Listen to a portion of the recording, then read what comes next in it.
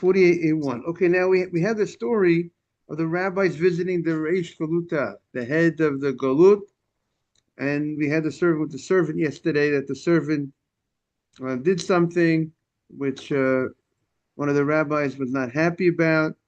So here continues the story. Hada Chazye, in the first column in the bottom, 48A1. Hada Chazye, the Paris, this Bastuda Apume de Kuva.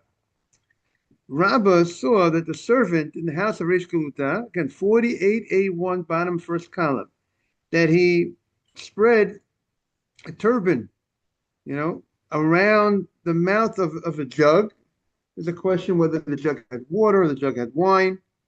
And also he put on top of that, and he put a ladle, put a ladle on top of the turban, and that would weigh down. Good morning, Simon. That weighed down the turban, which might have pushed it also into the liquid that was contained inside the jug. And Nazir Rabbah was upset, and he said, "It's wrong. What's being done over here? This placement of a turban. Turban is something that you wear, and it's a piece of clothing. But if you put the turban on top of the opening of the jug, that he has a problem with that. Now the Gemara said, "What's the problem? What's the problem putting the turban there?" So Amalei Amai, what's the problem? Now let's say he wanted to use his turban to close the opening. He didn't want any insects to come in, or whatever the reason was. He didn't want a snake to come in, maybe whatever it was that he covered the opening of the jug, right? It seems like a little innocent thing to open the jug with the turban, like taking your shirt and throwing it on top of the. So what's the problem? So that was the question. Rav Zera said, "Rav Zera Mai." So he said to Rabbah, what's the issue here that you're saying that this was not that was not supposed to be done? So he told them, "That's it. You're going to see why I said that should not have been done." The sof chazye de kamatzele. At the end, you saw Reb Zera saw that the servant was squeezing. Was either this he was about to squeeze out, or maybe it sounds literal. It sounds like he actually squeezed out the water that was contained in the turban. So if that's squeezing out, you can't squeeze a towel out on Shabbat. You can't. That's gonna. It's like whitening. It's like making it cleaning the towel, making it white from the liquid that's absorbed inside, and therefore you can't do that on Shabbat. It's a form of cleaning like a cleaning process. When on the subject of cleaning or drying, like if someone spills something on you, you could blot it, but you can't squeeze it out, right? Right. Meaning you could take an item that generally an item that you're not going to squeeze out generally. A Right. napkin or something. Or you have, No, I'm saying something soiled or something got wet. right. So something gets soiled. So you can't you can't rub your clothing if your clothing got dirty on Shabbat. You can't rub it off. You could just take you could take it off, but as long as you don't rub So rub it. I can't take a wet cloth and rub it. Right. You can't take a wet cloth. A lot of people don't realize that. You can't take it. You got a stain, and everybody likes to look good, But if you got a stain, you cannot take water and to clean that stain on Shabbat. Exactly.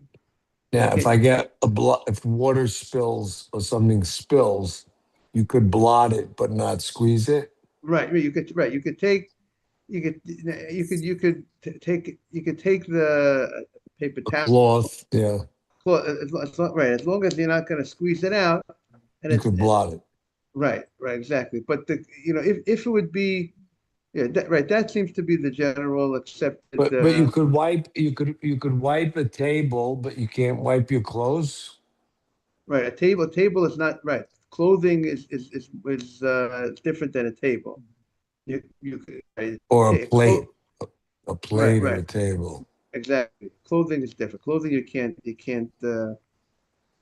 I Can't clean could unless I could wipe a table clean, I could wipe a plate clean, but I can't wipe right, my shirt clean. and even when you wipe the table, you shouldn't squeeze it. Make sure not to squeeze Yeah, anything out. squeezing is a whole different thing. Okay. Right. All right. So, but you should. By the way, Mark, you'll see people on Shabbat. They might take a little water on their on Hey, you gotta tell them, that's not something we do on Shabbat. People don't really, I need you to help out on that situation. And what's the rub on it? What is the balacha? The malacha is whitening. It's part of the process. Let's say whitening, like they would whiten, presume they would whiten the wool. And that's one of the things they did in the Mishkan. It's like the cleaning, is whitening, making it pure. And the So, but malacha. but if I have a black suit on and I got red sauce on it, and I can't wipe off the sauce because I'm whitening. I mean, it's part of that. Part of the cleaning process of a garment. That's what I Right. would understand.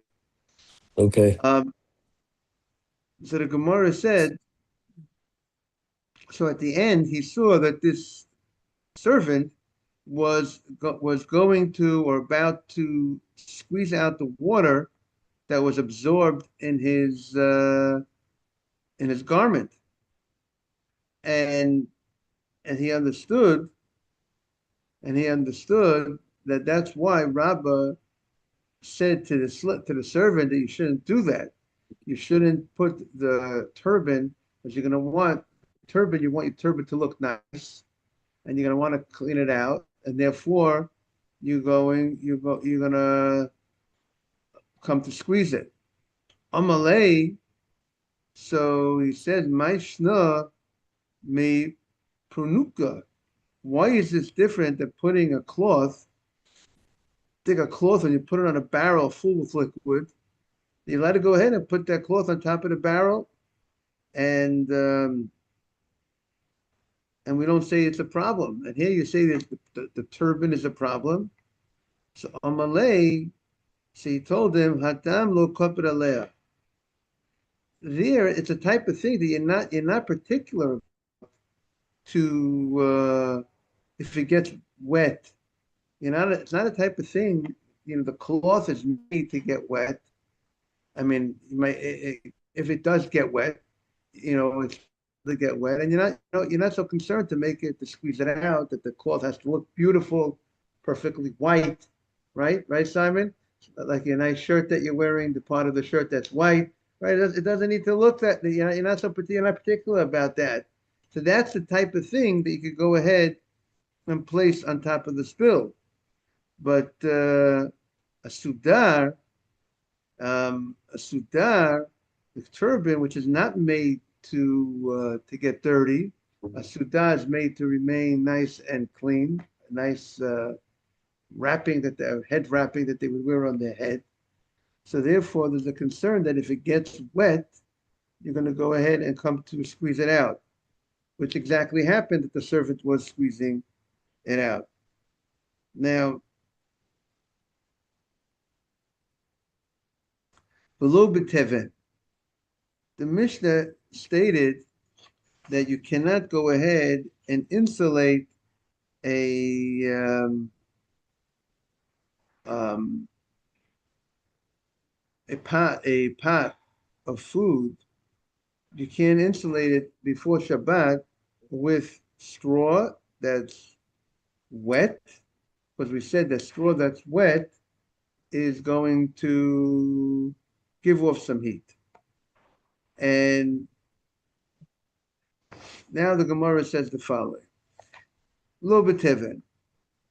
Now, the pieces of soft wool, um, that are used to make, you're going to make something from it, right? You have raw materials, and you're going to go ahead and use it for, um, you're going to go ahead and use it for clothing. You're going to make something from it, or over here, you're going to make it into felt. You're going to make it into some sort of material, right? On Shabbat, and so this type of material, muchin.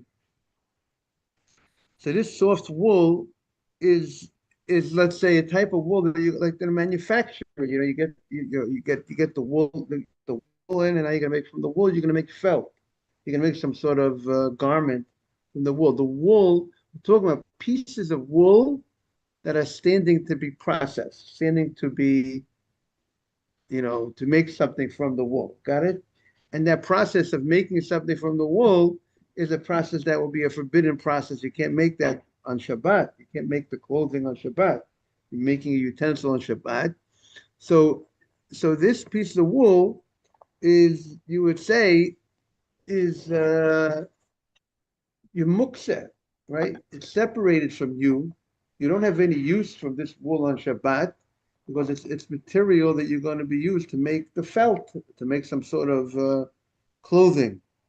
So therefore, that felt would be considered mukseh, right? It's not standing for a permitted use. It's standing for manufacturing and making it into felt. Now, that's one way to understand that that's a type of mukseh that you could understand that, label it. But what happened if you designated this piece of cotton or this piece of wool, and you small pieces, you designated it for the purpose of insulation, right? And and you want to use this to insulate while it's dry, to insulate a pot of food before Shabbat. Right before Shabbat, you go ahead and you take off the pot, and you want to wrap it with this material since it doesn't add any heat when it's dry. So therefore, it's not a problem. But the question here is, Rav Ada Barav Matna has a question. What is with these pieces of wool, or soft wool, cotton, when you only used it, let's say once? You went ahead, Friday afternoon, you insulated this pot with cotton, but it's now, but you didn't designate it for insulating it, that this is my insulating material.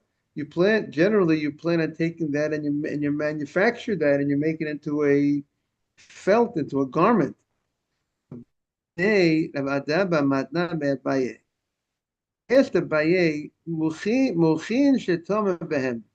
the mochin that I used it once to insulate the pot. Mahu l'taltalon b'Shabbat. Do we say that since I insulated the pot with it, now, and let's see, now on the Shabbat, is this called mukseh? Because they're now standing for a permitted type of use. Is it not mukseh? Because the fact that I used it once for insulation, it's not, we don't look at it like it's standing for manufacturing. Or do we say, since you did not designate them continuously, permanently for that purpose, it retains its original status of a muksa item? That is the question that the Gemara wants to know regarding this cotton. Now, the way I'm not Rashi seems to understanding. indicate. I'm not understanding, Rabbi. Yeah. So Rashi says this muchin is a material that's made to make felt, right? Okay. Pieces of cotton, you're going to make felt from it. Making felt is something you can't. So on Can't Shabbat, do. Can't do. you can't do on Shabbat. So therefore, in general, this will have a status of a muksa item. So This is the material mukseh? right. So that material, we say that material is muksa. We say that that these pieces of cotton that are standing to be made into some sort of garment, some sort of felt, has no use for you on Shabbat, and that would be muksa. But now that would be the ordinary morning asaf. That would be the ordinary cotton, these cottons, right, pieces that are standing from making a utensil, felt, a garment from it. But what you did here is you now used it for a permitted purpose, right? You used it before Shabbat. You went ahead and you used it as an insulator to insulate your pot before Shabbat, which is a permitted thing. It has permitted, it's a permitted use to insulate a pot before Shabbat with a material that doesn't add any heat, right? Just like if you wrapped it in a towel before Shabbat, it's not a problem. So Right. now that you use it as an insulator, does it now that one time insulation that it was used for, does that now make it now it lost its status um, as a material that's standing for manufacturing? Because it's Always or only if designated? no, no, right. So here, this is an in-between case. Meaning what the two cases that are clear are the following. If I designated this cotton permanently for insulating, it's not muktzeh. It's not a muktzeh item. It has permitted, it's I could designate it for any permitted use. right. Any permanent use, if you designate for any Any permitted use. permanent use, so then that would make it Non-mukseh. not non-muktzeh. Maybe it would be non-muktzeh. And or do we say that the fact that you used it once for the installation, you didn't officially designate it. You didn't say I'm designating it for forever for that purpose. So does that one time use as an insulator, does that is that enough to remove it from the status of standing for manufacturing, which is muktzeh, or is it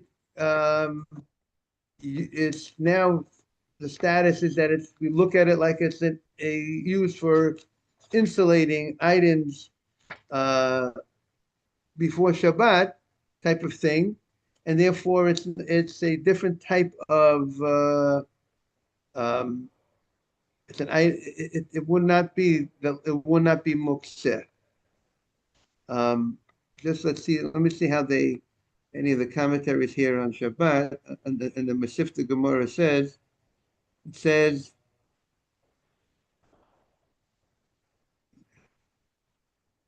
if you, what is, do we say, yeah, do we say that since you used it for insulating, do we say that now it's not considered a muksa, we don't look at it like it's just standing for manufacturing. And so the Gemara says, Omale, so he told the back,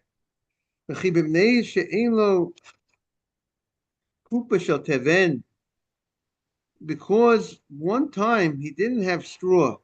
Straw is cheap, right? Straw, right? You go out in the field, you find straw, and he used the cotton, which is expensive.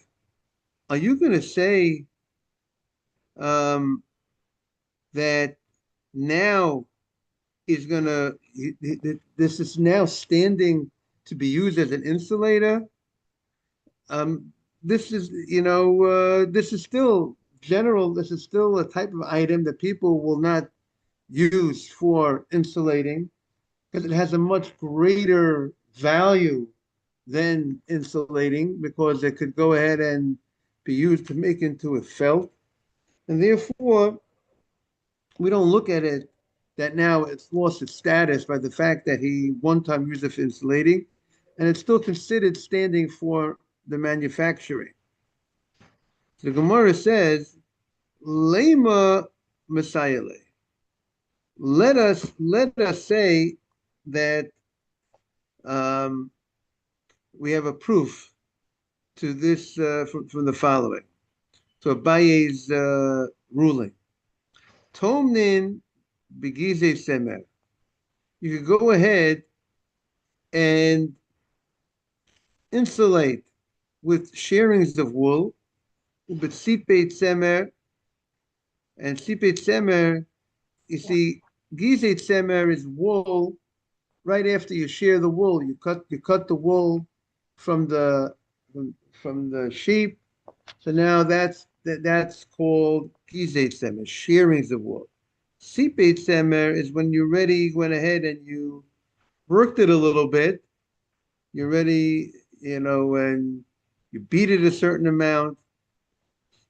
This piece of wool now spreads out like a mat of some sort. You could go ahead and you could use this wool. Shono shel agramon.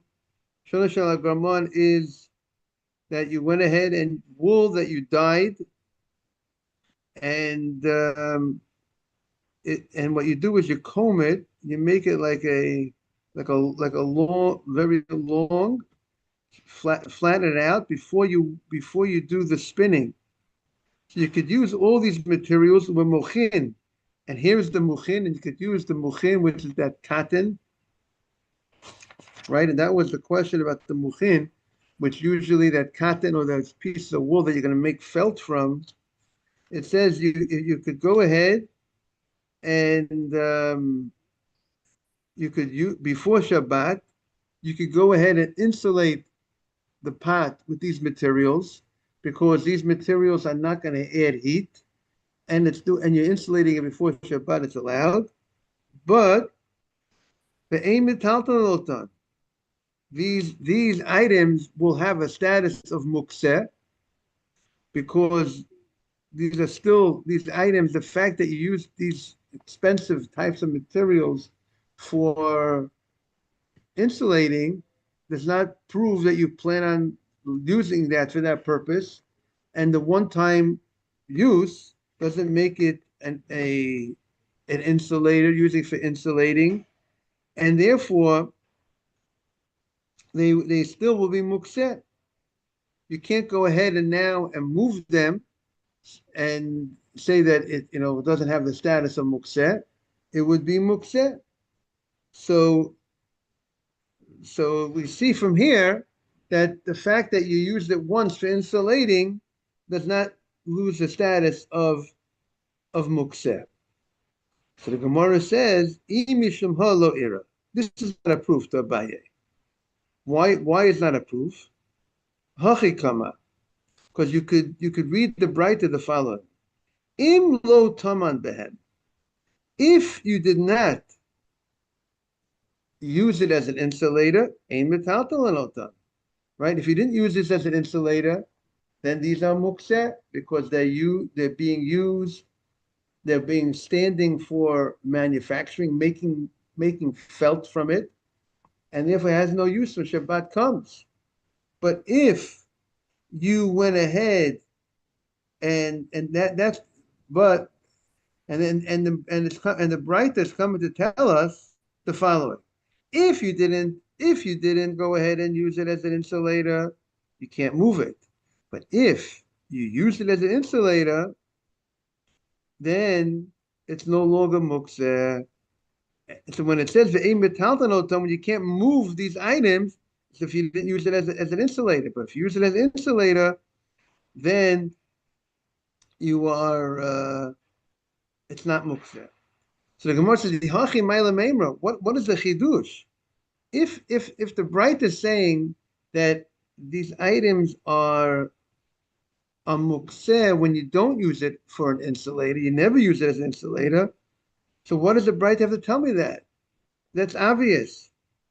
That if you have these materials that are raw materials that you're going to be making felt from, so they don't have any use. They don't have any use. It should be mukseh. So you don't have to tell me that these items are mukseh. You can't use it. You can't move it. If you're telling me that once you use the item once, it's still, you can't move it.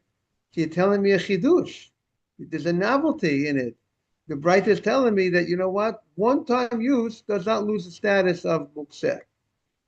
And it's still mukseh.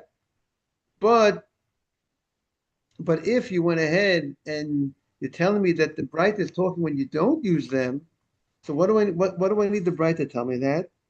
So the Gemara says, Ma'u de tema chazil misgalayu. I would have said, this wool, this cotton, it's nice to lean on. It's nice to, it makes a nice little cushion. In the time of the Gemara, people would sit on the ground. It was very common. And they would put garments on the ground or other soft material to be as a cushion when you would sit on the ground. So you might have thought that this material, even though in this raw material, maybe we would say it has that use as a cushion, and maybe it's not mukseh. Kamash Malon comes to teach us, since you're not using it, it's not the way, even though it has abilities to be used as a cushion, right? This material, but at the end of the day, it's not being used for that purpose, because what you plan on doing with this material is you plan on making a felt garment from this material. So in your mind, when Shabbat comes, you're separated from this item. Meaning, if before Shabbat you would take this material and you want to put it down as a cushion, okay, it has use as a cushion, that's fine. But I presume it's the same idea as people don't, maybe they might use other materials that might not be as expensive, or the point is, I plan on using I this. have to go to shul, Rabbi. Have a No, great have a day. beautiful day. Thank you for joining. And this felt material, or this material you're going to be using to make felt, therefore you have no use for that, and therefore, good morning. Therefore, it will be considered. It's considered muksa, even though if you want Adam and use this as a cushion, has abilities to use this as a cushion, but you're not planning on using it as a cushion, right, Simon? You're planning on using this for to manufacture this into an item. It's like a raw material. It's a raw material that you're going to make something from. And when if you make a garment on Shabbat, that's a forbidden. You can't create a garment, weave and spin and whatever. Those are all malachot that are prohibited to be doing on Shabbat. So for all intents and purposes, this material, you're separated from you. But you don't. It's just like money on Shabbat. Money is separated from you. I don't have use for your money. What makes money? What makes money mukseh on Shabbat? Why can't I move money on Shabbat? Because what do I have no use for money on Shabbat. Money is made to purchase items. I can't use money on Shabbat, or let's say the rocks that are out in the field. I have no use. I have no plan on using it. I didn't designate the rock for any use. Just there's a million and one rocks out there. So the rock is muktzah.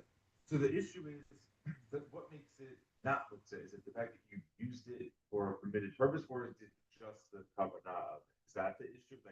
Well, so the issue here is, if I would have went ahead and designated this item for a permitted use, there's no question it lost its status. Right, designated would make it not mukseh. Okay. Correct. The question is, does this lower level? Right. Does this lower level, the fact that I used it once, is that for permitted use, is that enough? Exactly. Does that reach the bar that it's enough? And the Gemara is saying it's not enough. The Abaye is saying it's not enough, because sometimes people take an item that is generally used for a forbidden way. The fact that you one time use it for a, it's like you take a hammer. It's generally used to knock nails in. The fact that now you went in and used the hammer to crack a nut does not make the hammer no longer a muksa item. The hammer is still muksa because it's not made to crack, it's not generally used to crack nuts. Even though cracking a nut is a permitted action on Shabbat, but since it's generally made to what? To breaking nails, therefore I'm separated from the hammer.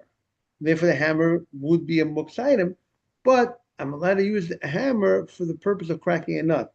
But it still has a status of a muksa item.